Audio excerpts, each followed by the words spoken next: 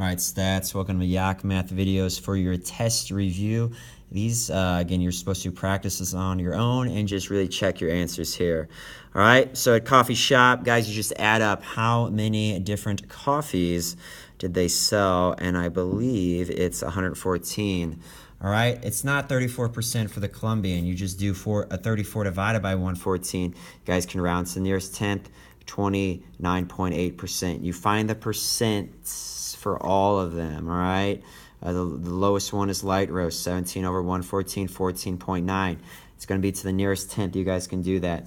Anyway, then you make the pie chart, okay? Divide this bad boy up. That's roughly a third. That looks like a third. Guys, the reason I put Ethiopian by light roast is because when you add these percentages, you get 49.1, which is almost exactly half. So again, you can go in any order on how you make your pie chart. Just got to make sure the Ethiopian doesn't take over half, because it is roughly a third.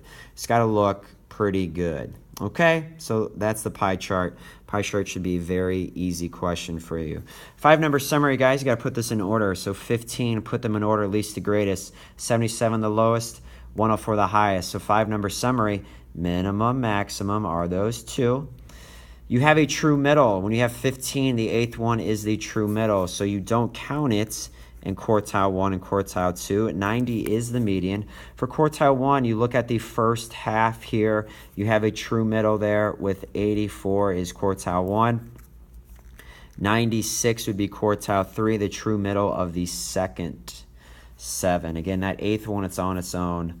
We don't count it. So that's your 5-number summary. Minimum, quartile 1, median, quartile 3, max. Guys, use this line to make your box plot, please.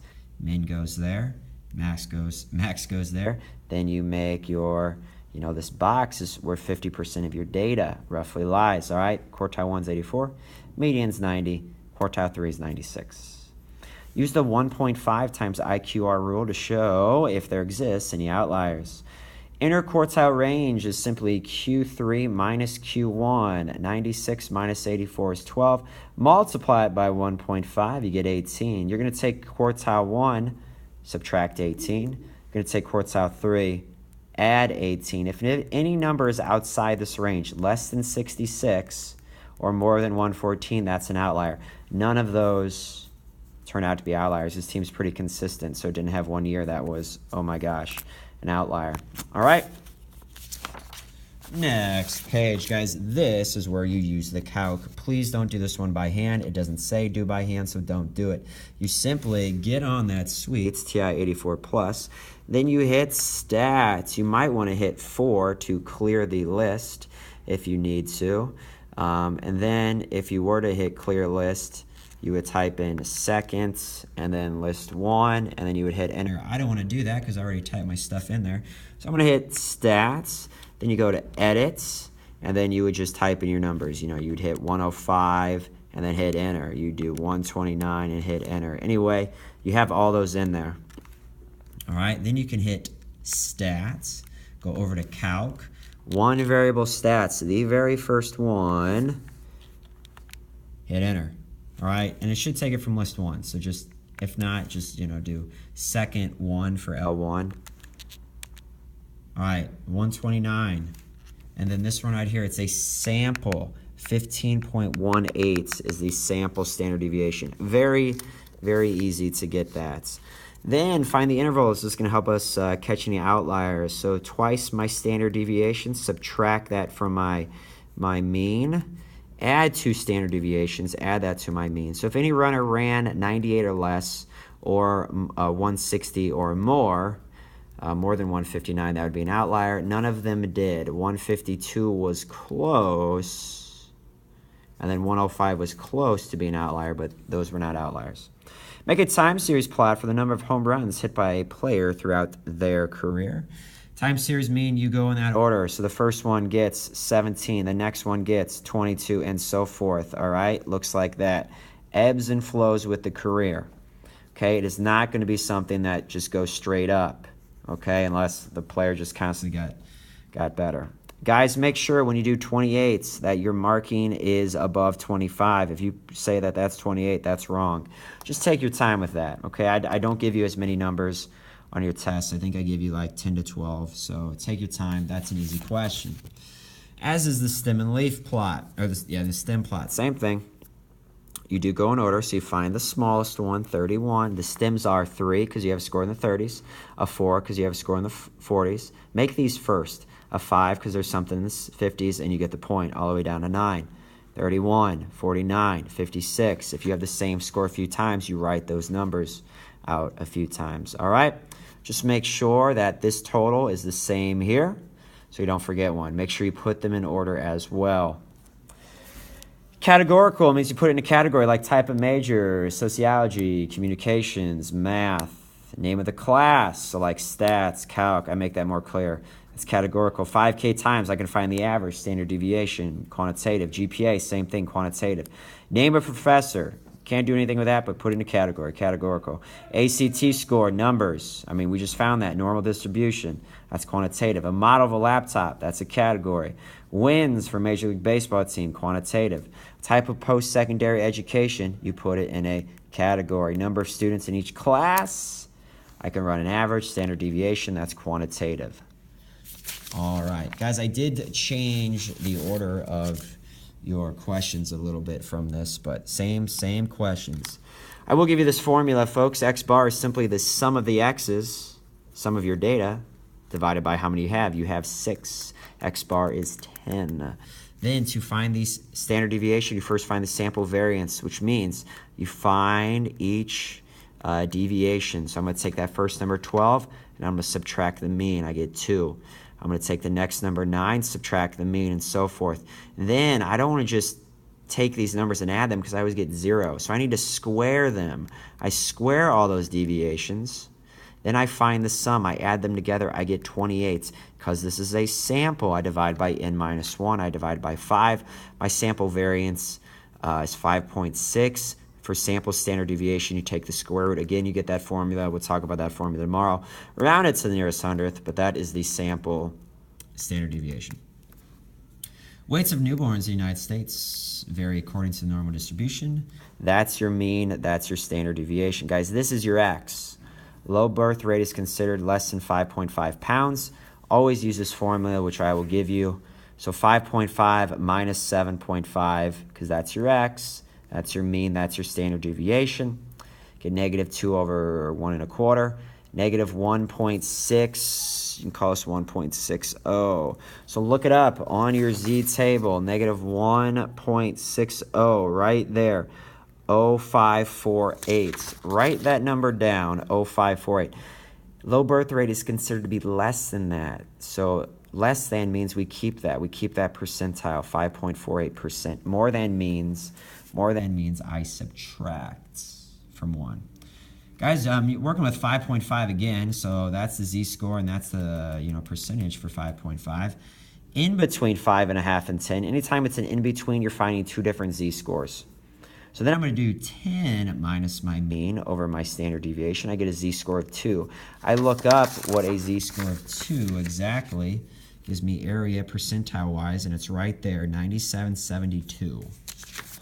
Now, I want to know the probability that I have a z-score between negative 1.6 and 2. So I take 97.72 and I subtract 0.548. 92, if it wants a probability, just give it between 0 and 1. 92.24% of all babies are between that weight. If I was a 9.5 pound baby, which I was, what percentile was I in? So that's the X, 9.5. 9.5 minus 7.5 is 2. Divide that by 1 1/4. We've kind of done that with the negative 1. You get 1.60. Guys, percentile, that's what the z-table gives you. So if you look up 1.60, 94.52, so that is my percentile, 94.52. All right? You don't subtract from 1 there. And the last 2 pages. So SAT math scores follow normal distribution with mean 511, standard deviation 120. Same thing with the critical reasoning scores, just a different mean, standard deviation. You scored a 551 in critical reasoning and a 562 in math. Which section did you do better in? Whichever has the better z-score. So that's your X for math. That's your X for critical reasoning. find the better z-score. So it's just a little arithmetic, all right? You get 0.43 here, you get 0.40 there. Which one's better? That one. So you actually did better in the math. You'd say, I did better in math. You scored 700 in critical reasoning. That's your x. 700 minus its mean over the standard deviation. Gives you a 1.71. I didn't finish that one, so we're going to go over to your table. 1.71, 9564. You write down 9564, and that's what the z-table gives you, your percentile. So, oops, you'd be in the 95.64 percentile. Guys, top 10% means you're in the 90th percentile, which means you look on your z-table, what is closest to 0.90? Some of us have struggled with that. The closest to 0.90, guys, is that one right there. That's 3 off, that's 15 off. So look over, that's 1.28. 1.28 is that z-score. All right, you're looking for x this time. So x minus, that is the mean for the math. This is the standard deviation. You multiply those two together to get 153.6. Add 511 to it. That's the score needed. Bottom 25% means you are in the 25th percentile. So you're looking for what number, is closest to that. It's on the negative side, so I'm going to look at 0.25. Let me find a 2.5. The closest one is actually this one. That's 14 off, that's 17 off. So come over here, negative 0.6, negative 0.67. You could probably say it better. All right, negative, not a positive, negative. Multiply these two numbers together, then add 495. That's the score. And then quickly, you might hear the bell. No big deal. SAT math scores follow normal distribution with that mean. We're comparing scores here, all right? So a score of 650 on the SAT, just do 650 minus 511, that's 139, divided by its standard deviation. So if I want to do the same, I got to get the same z-score. So I'm going to put 1.16 there.